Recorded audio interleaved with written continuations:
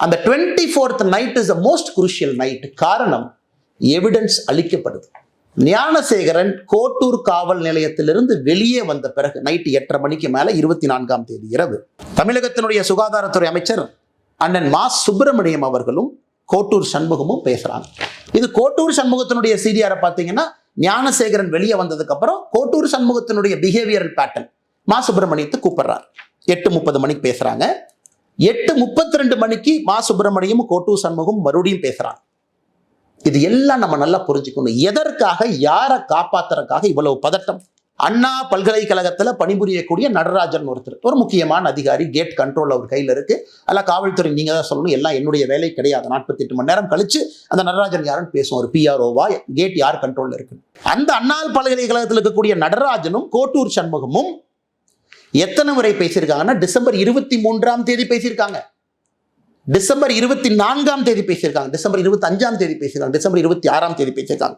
மொத்தமாக இந்த 4 நாட்கள்ல கோட்டூர் சண்முகமும் அண்ணா பல்கலைக்கழகத்திலே பணி செய்யக்கூடிய நடராஜனும் 13 முறை பேசியிருக்கின்றார்கள். 13 முறை.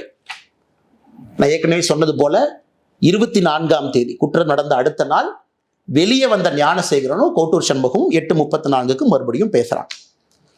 கோட்டூர் சண்முகம் இதோடு நிக்கலிங்க. ஞானசேகரன் 8:34 சாயந்தரம் மணிக்கு பேசிய பிறகு கோட்டூர் சண்முகம் யார்கிட்ட பேசுறாங்கன்னா, இன்னொரு காவல்துறை உயர் அதிகாரி, என்ன காவல்துறை மீது மரியாதை இருக்கின்ற காரணத்தினால உயர் அதிகாரியுடைய பேர் அந்த நேரத்தில் சொல்லல, 8:59க்கு சாயந்தரம் போன் பண்றார் Kottur Shanmugam. Talks to that police officer. 9:07க்கு மறுபடியும் Kottur Shanmugam talks to that police officer. இதெல்லாம் 24ஆம் தேதி இரவு. நல்லா நீங்க மக்களை யோசிச்சு பாருங்க. 24ஆம் தேதி பதட்டம். காவல்துறை கூட்டிட்டு போறாங்க, காலையிலிருந்து பேசுறாங்க, மா சுப்பிரமணியத்துல பேசுறாங்க, தமிழகத்தினுடைய சுகாதாரத்துறை அமைச்சர், காவல்துறை அதிகாரிகிட்ட பேசுறாங்க, அண்ணா யூனிவர்சிட்டியில பணிபுரியக்கூடியவங்ககிட்ட பேசுறாங்க. அந்த 24th night is the most crucial night. காரணம், எவிடன்ஸ் அளிக்கப்படுது.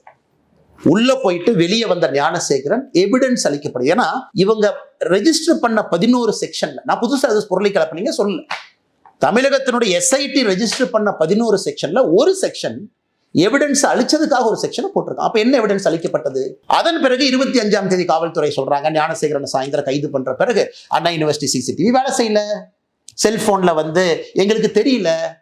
மே 14ஆம் தேதி தான் சொல்றாங்க இன்னொரு பாலியல் வன்கொடுமை வழக்கு ஞானசேகரன் மீது பதிவு செஞ்சிருக்கிறாங்க. அதை பத்தி யாரும் நம்ம பேசல. அது எந்த ஸ்டேஜில் இருக்குன்னு கூட தெரியாது.